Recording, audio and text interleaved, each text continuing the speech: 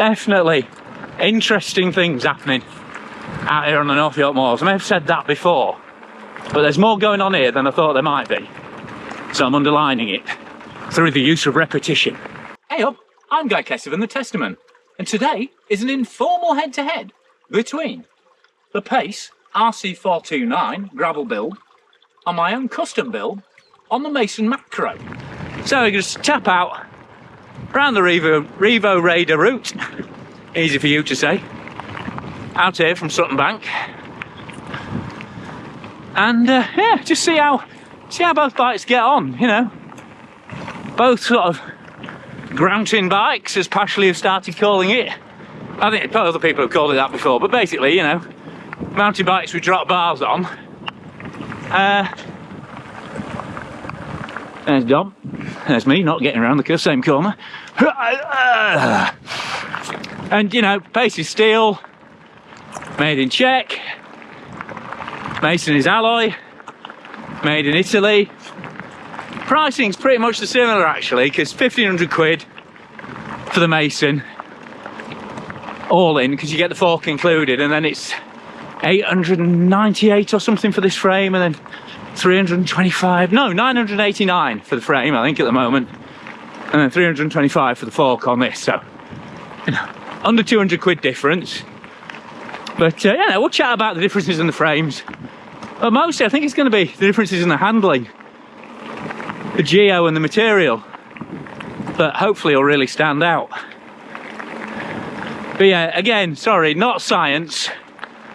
This one's all about the feels of the frames, you know, rather than specific components and things like that. Although obviously where that makes a difference, I'll speak about that as well. So like I say, Dom's on the Macro, Italian Data tubing, loads of neat detailing on it. Got those little covers, that's all set up wireless as that bike, so all the cables are covered in. You've got that Aperture 2 custom fork. You've got the shutter, fender come mini front mount, front rack even, UDH gear hanger, can't quite see it on the side, oversized BB there to get the cables underneath. Basically everything really neatly tucked in internally on that bike. Very, very clean lines, typically for Mason. And then Pace iron rod, 853 steel, so you can see it's a lot slimmer. Apart from that massive, again, custom fork, but no fancy fender cum rack on that one. Just big beefy legs. And then a bunch of mounts as well, again, but everything's external in terms of cabling. And then standard BB. But you are getting the UDH hanger again on the rear. And as you'd expect, there's quite a difference in weight between the two frames. This Pace comes in at 2.7 kilos for the large size we're riding here. And then that Mason, 1.8 kilos. So already 900 grams gravity win for the Mason. And then I guess this is on, you know, DT metal wheels, cable, Shimano group. It's got that DT dropper in it, which is, you know, it's a lightweight dropper post, but still it's all heavier than the carbon post, carbon wheels, carbon crank. Thanks very much indeed, thank you. On that Mason. So overall, that Mason's just coming in at just over 11 kilos, even with pedals on, cages, shutter, fender, all that. So probably 10.5 how I normally measure it. And that's even within that kitchen sink bar, that Redshift, with all its little rubbery inserts in. That is not light either. Whereas this bike, but again, you know, Pro aluminium cockpit on this. I actually love the shape of the cockpit on this bike. But this comes in at 1263 with the pedals on. And both these bikes kind of overlap in the territory they're meant to cover, in terms of being as close as you can get as kind of a do-it-all hardtail. They've got all those mounts on for your bike packing or your touring, whatever you want to call it, especially when you've got the rigid forks in here, because that adds fork mounts to both bikes. But they're also both capable of being built up with a flat bar and a suspension fork around. I think the Mason's designed to top out with a 120mm, whereas the Pace will take a 130mm.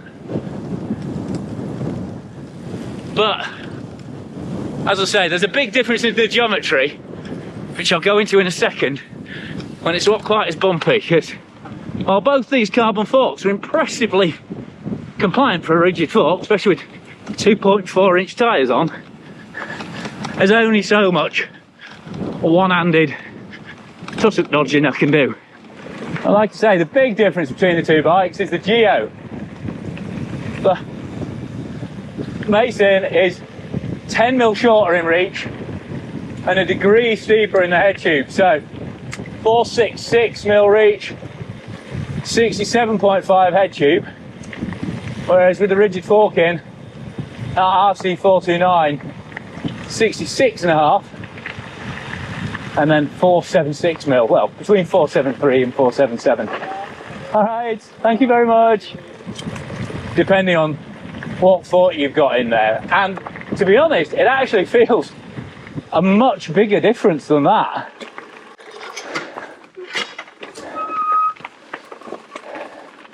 Cheers, love. See, Dom knows his countryside code, as you'd hope, to be fair. Here's the National Park cycling man. Thanks very much, cheers. Oh, and if you want, you know, full download on this route, GPX and everything else, plus the other two Gravel Explorer routes that Don and I have worked on for the National Park up here, then I'll put a link in the description at the end, and all the deets are on there. So as we're pulling up to Paradise Farm, interesting thoughts occurring. I mean, obviously this Mason a lot lighter, so in terms of physics there's less energy expenditure, but it actually feels, I'd say it feels softer through the rear, despite those big aluminium tubes, big bottom bracket. I'd say that Pace almost feels more positive under power. Keep swapping backwards and forwards, see what you think anyway, but yeah. Oh yeah, Paradise Farm, home of most excellent cake and dogs and goats, camping, weddings. What else do we need to tell about Ginny? That'll probably do, to be fair. Yeah. And that's both me and Dom thinking that about the smoothness aspect, and that includes the forks as well, which I guess looking at the girth of them isn't as much of a surprise, but you know, you'd have thought that steel bike would. All right, thanks very much.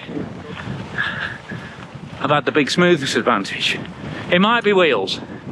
Obviously we'll do a switcheroo on the wheels when we get back to the van, just to double check.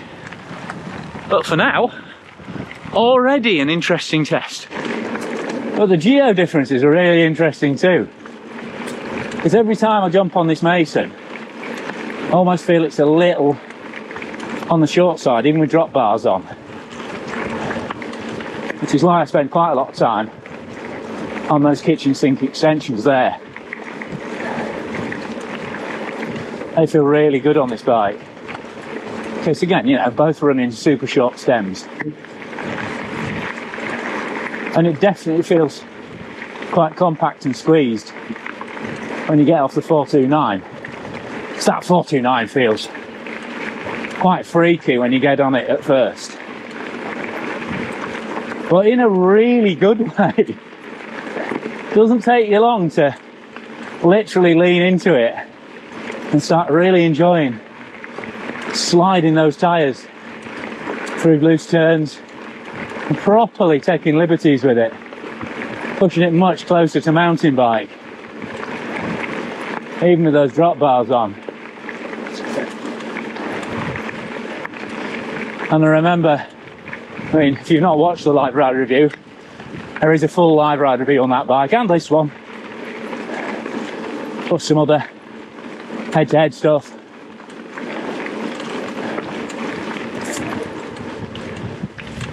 It is interesting, you know, how little changes in the bars and the spec and stuff play out.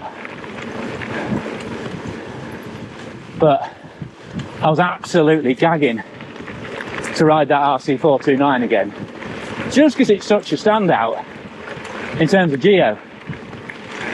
Because once you get a 120mm fork on there and it's sagged, it's 65.5 degrees.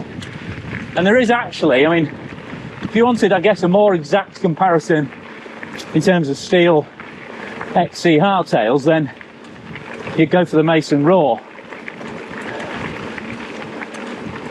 which is designed, you know, as a 120, 130mm XC, well, all-round hardtail, and has similar angles, I think, to the Pace.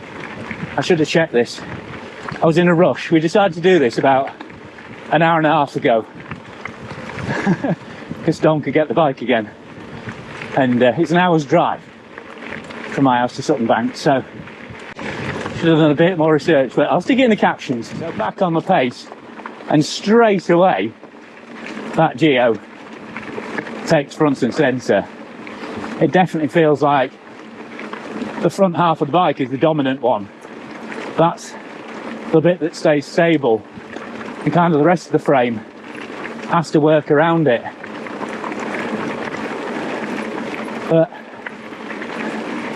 yeah, it's not the gulf I thought it was in terms of smoothness. The faster you go on this, the smoother it feels. Are you feeling that, Dom? Yeah, sure. And also we've got to take into account this has got a dropper post, which when they're locked out are notoriously uncomfortable. Actually, through my feet, this feels as forgiving as you'd expect for a skinny steel frame. And now I'm cruising on it. It's actually flowing along really nicely. Slightly smaller tyre on this Pace. Both Maxis. Both actually thinking about it have an alloy rear rim. It's actually a Mavic on the Mason, so they're not identical tyres. I've tried to keep it as close as possible for an off-the-cuff test. Yeah, this is where it really gets into its stride here. And this front end it's a proper Captain Jack Sparrow, bring me the horizon feeling now. But I was looking across at Dom, and you do seem a bit more kind of cramped and upright there. And I've got a lot less drama on this, just riding non-handed over rough rubbly stuff, than I did on the slightly twitchier Mason. And obviously that's going to play into how secure and confident you feel when you're knackered at the end of a long day bikepacking, but you know, or even when you're loaded up. Definitely interesting things happening out here on the North York Moors. I may have said that before, but there's more going on here than I thought there might be, so I'm underlining it through the use of repetition. Right, switcheroo again. So I'm back on the Mason, as you'll tell from the bars. We've just done quite a long, lumpy descending section. I reckon, what do you reckon, Dom? This is silky smoother, I reckon. Yeah. The bike born on the Silk Road is the silky smooth one. Which is it, you know. That's the surprise. You'd have thought alloy would have been the stiffer one. Right, I've crashed down here before, so I need to be careful.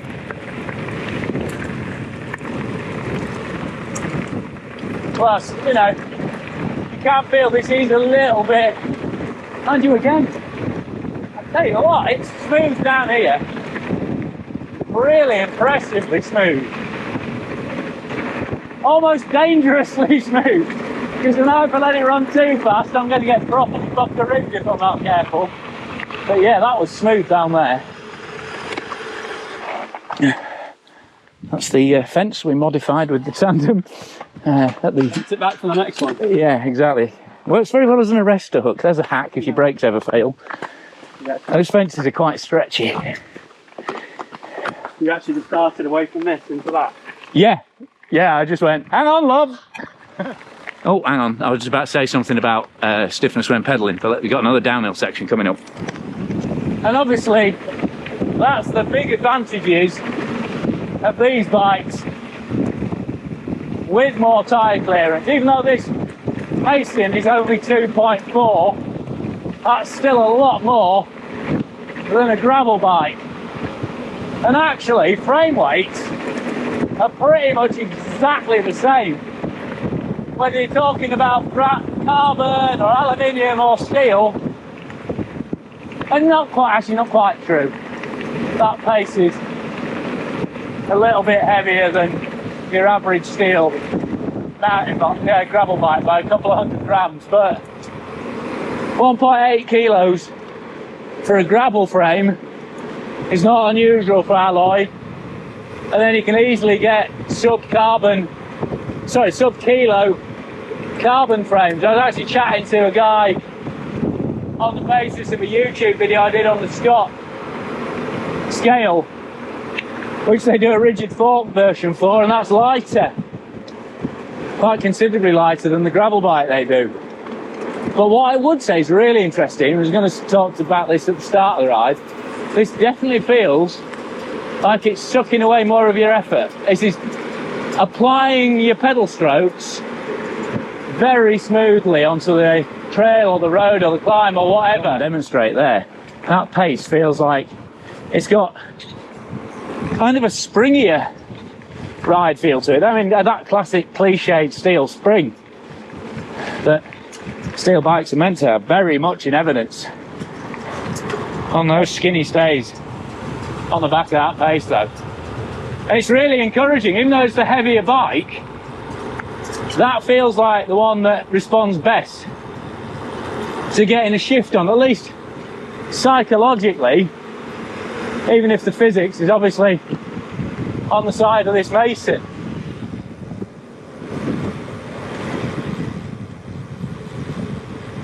Again, not what you'd expect with that big BB.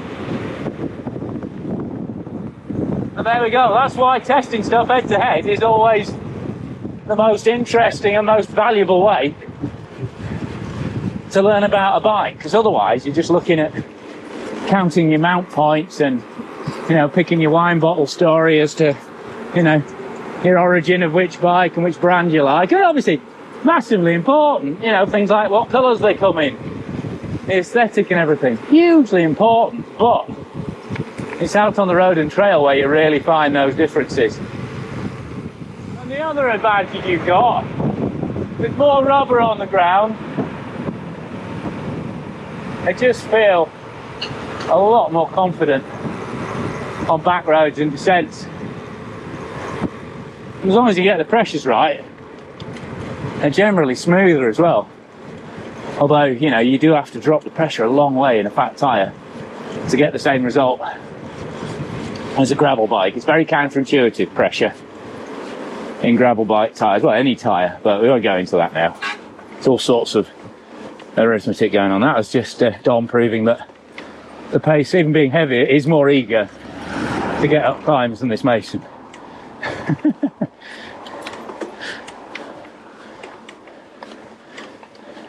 All right, Dom. Yeah.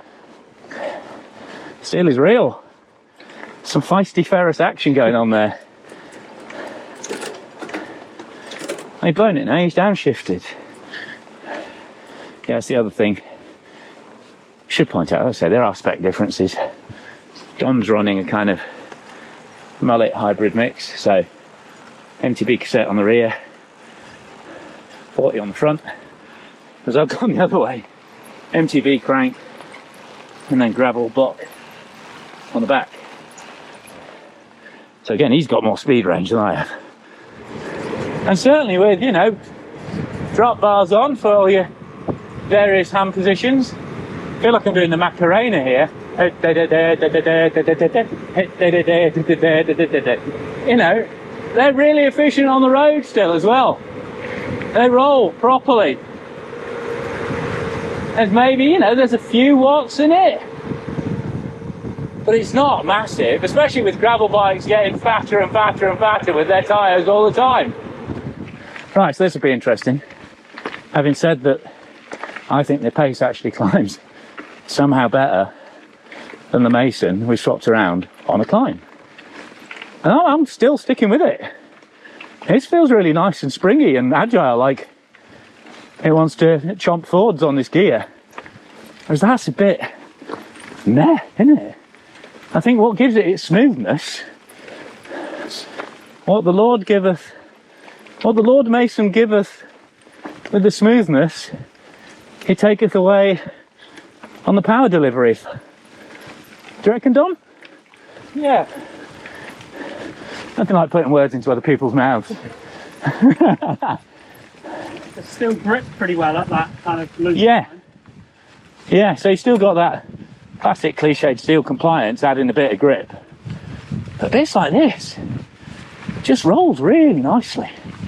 And again, like I said, we've pretty much levelled it off in terms of tyres. This is double Icon. And then Dom's on Trinatal and Aspen. And again, yeah, this kind of steady tempo climbing is where these bikes, they're great, you know, because they're a hardtail, you haven't got all the weight of full sus. Or at least, you know, you're paying less for a bike that's as light. Because you could actually get, you know, an XC full sus is going to be lighter than this pace frame. And even the lightest XC full sus is going to be lighter than the Mason, but obviously, if you're going out in the middle of nowhere, you've got less things to fail on a hardtail. You don't need to worry about bushings, bearings, shocks, linkages. Obviously, you still need to worry about the frame, but that's a given on the full sus bike as well. Yeah, just like a mountain bike, a slacker head angle. It positions you like a mountain bike. You're really sat in the centre of this pace, which even with, you know, low tread tyres, just makes you feel a lot more confident, a lot more stable, a lot more assured. Because of that, you can go a little bit quicker. And as we all know, the faster you go, the smoother things get. Yeah, this feels superb down there for a rigid bike. Very, very good. Oh, and the gate's open. Right, steady away through the farmyard, obviously.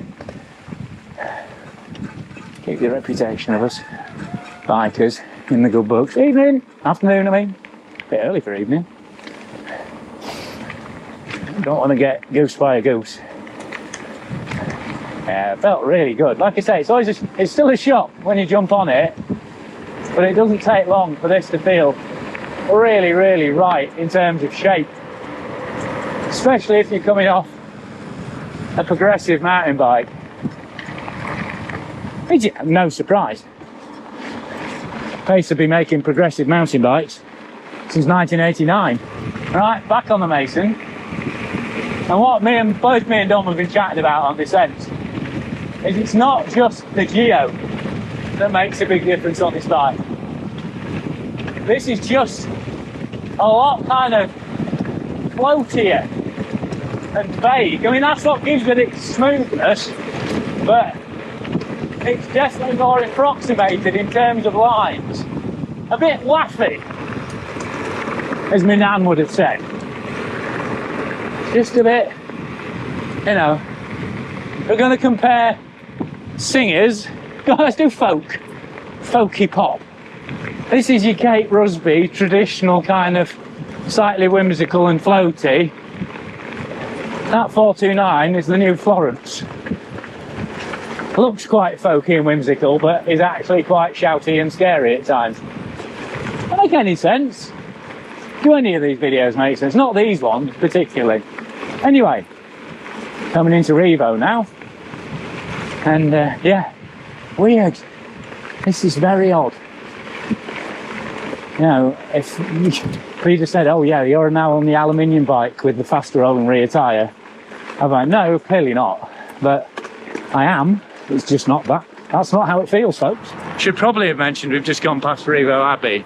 You know, an absolutely beautiful historic monument. And absolutely beautiful historic tea room. No, it's not a historic tea room. It's quite a new tea room. New tea room. It's a nice tea room though, but anyway, yeah. There it is. There you go. History in that. Some more history there. But be nice. Be nice when you're going through there, because it can be quite busy. And you don't want to upset the locals, do we now? Dom's going to do the brave thing, aren't you, Dom? I think so. Do the brave thing. He did the brave thing. But yeah, so... Why did he turn the camera off? Of course you want to see whether I get across here or not. Easy. Should we do a nice roll? We should do a nice picture here, actually. Yeah. We should pose them together. Rugged off-road section to show just how explorery these bikes can be. Look at that, it's like a Land Rover commercial. But like a proper old one, not those dreadful AI things they do now. Where they drive up the steps of a stately home. What's all that about?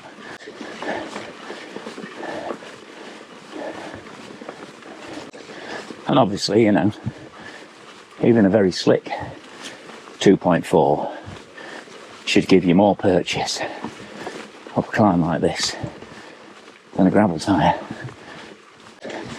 And then on that pace, you've got the option to go even bigger with a 2.6 if you wanted. Oh, and one bit of geo I haven't talked about. Both bikes, 75-degree seat angle. So, reasonably progressive. You know, seat forward, good for techie climbing. Yeah, and the smoothness of this bike really comes in with applying that power nice and gently. It's not the tyre spinning out, although I'm asking for it now. And actually, because those drop bars give you more reach, that's good for climbing as well. It actually means you can put your weight further forward. Dom's chucking logs at me now. Just kind of lever the back wheel down a bit more.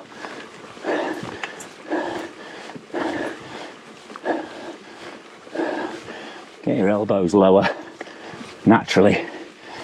Yeah, well, it's pretty well for climbing, to be fair. It's like old school mountain bikes with bar ends, isn't it? That's what you're basically mimicking. And then on these, you can even do the centre bars to stabilise the steering even more.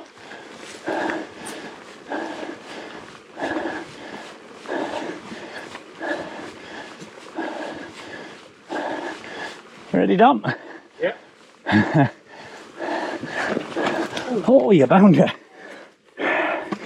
I have to go back for that one. I mean, obviously I fully deserve to fail now.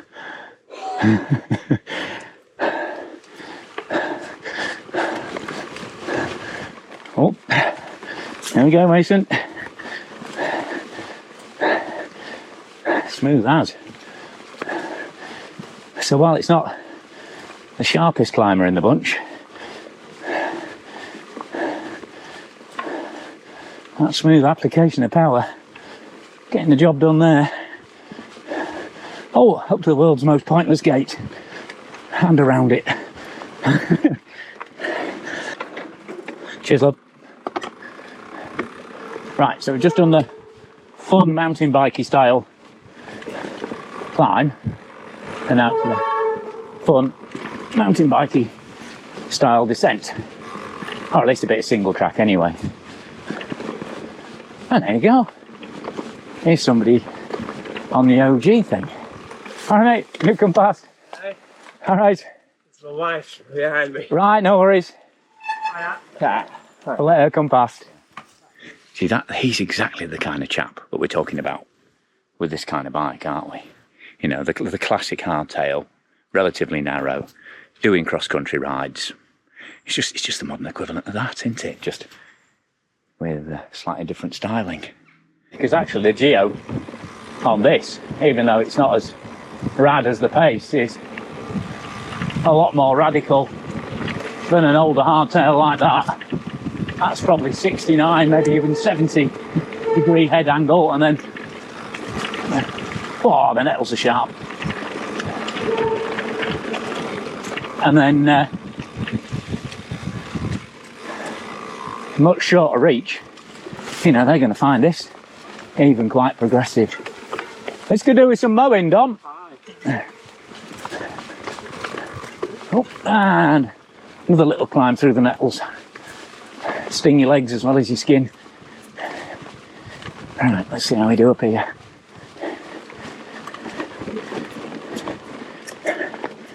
Again, that lightweight is good for acceleration.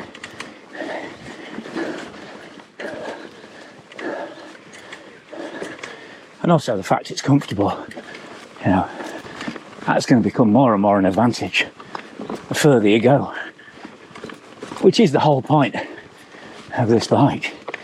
It's kind of the ultimate further machine from Mason in terms of combining that MTB capability and those bike packing mounts. Apart from the nettles, I think that's the winner, that bit. Right, so that was interesting. Just to make sure we'd screened out one of the major variables, we just rode the last section of Rievaulx, sort of, you know, chunky gravel track with different rear wheels in. Can't do the front because it's different size rotors. And it's quite clear the Mavic with the Aspen on is a softer feel, both in terms of drive and in terms of comfort, than that DT Hope wheel with the Icon in. In other words, these two bikes felt a lot closer in rolling and driving character with different wheels in. I mean, there's still definitely differences, because with the firm wheel in, this felt as smooth as the Pace with the soft wheel in. So we're still definitely talking about a softer ride feel from this Mason than that Pace, but it just goes to show that wheels and tyres can play a big part as well. So the build is obviously a big part of the final performance of any bike, but I think even more so when you're talking about fully rigid bikes. I know from when I was testing road bikes, I could have pretty much rewritten every bike test I did by changing the tyres, and definitely by changing wheels and tyres. There's always a bigger difference than frame and fork. And also, I think if you swap the front wheels on these, then you have a more levelled out, more balanced kind of parity between them as well. But I think it's still valid saying that the Pace is naturally a stiffer yet springier, punchier, more progressive geo bike, whereas the Mason is more mild, not just in its steering and geo, but also in the mellow, easy ride quality of it, which is really interesting because that's not what you'd expect from steel versus alloy traditionally. Need to get that view in, don't we? Always a beauty. But yeah, hopefully, although this has definitely been far from scientific, certainly with that last minute switch with the wheels and stuff, this has been really interesting, not just as a test between these two bikes, but also to kind of show that you shouldn't believe all the cliches. You know, you can build aluminium to be light and super smooth, fluidly flowing. You know, as the Specialized chisel proved as well. Loved that bike because it felt incredibly smooth and sprung. While steel, certainly the latest steel such as 853, can be a really punchy, lively feel. And I'd say, to be fair, this pace, having compared it to bikes like the Cotic Solaris, this is, you know, this is a more springy, traditional, skinny to tubing diameter steel ride. You're going back on the chest because it gets twisty up here. Too much for one-handed anyway. So, I guess, oh, thank you very much, cheers. Thank you. Okay.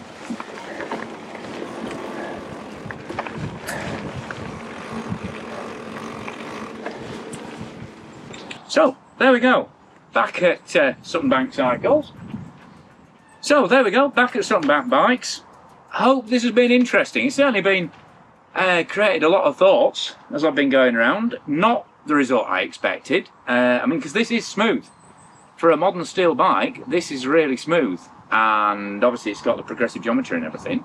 But turns out, this Mason, certainly in this configuration, is an even more sort of silky, mellow ride. So, definitely not what I expected it coming into it. Be interested to see what you think in the comments. And in fact, I'll be, you know, let's just open the comments to everything that we could talk about here, really. You know, is this the future of gravel biking? You know, basically mountain bikes with drop bars on. Do we need the drop bars at all? They're heavier than flat bar. The brakes and shifters are heavier than flat bars. Put little mini bearings in the centre or a tri-bar, they're not even that much more aero efficient. Who knows? Is gravel going to become extinct? Is it going to go, or is it, you know, who cares? It's bringing a load of people into riding who maybe then move on to bikes like these, and then if they get bikes like these, they can then put flat bars on them and a suspension fork. Or should they just start with a suspension fork and flat bars in the first place? Because really, I mean, Dom's going to build up an RC429 and he's going to put a fork on it and a flat bar on it. That's probably what I'm going to do next with this macro, which Mason let me hang on to it a bit longer. And we'll see how that goes. Or should I put gravel tyres on it? Flip it the other way and see how that plays out. But again, and interestingly, you know, what a difference in the end the wheels made to this. If we hadn't swapped the wheels at the end, it would have felt like a much more different split between the two bikes than it actually is. But definitely, you know, this steel bike is the punchy progressive one from Pace, and that is the mellow, lightweight, high mileage Mason. That is the overall conclusion here, and that applies to both the Geo and the ride feel on both bikes. So, hopefully we can have a chat about all of this and more in the comments. But subscribe before you get into the comments. Give it a thumbs up, like. Give it click for notifications so you can hear more about the Mason story. I might even build up an RC429 as a long-termer. I've got the new Pashley Wildfinder coming in on test as well, which obviously fits into this category too. And if you're feeling really generous, then if you could support the channel on Patreon with a monthly payment, that would be fantastic. Or just give me a small donation on YouTube. You can do that now as well. But for now, this has been another typically chaotic kind of stream of consciousness and unconsciousness, some might say. Chat while riding a couple of bikes that seem very similar on paper, but actually proved to be quite different and quite surprising on the trail. Oh, that's been fun.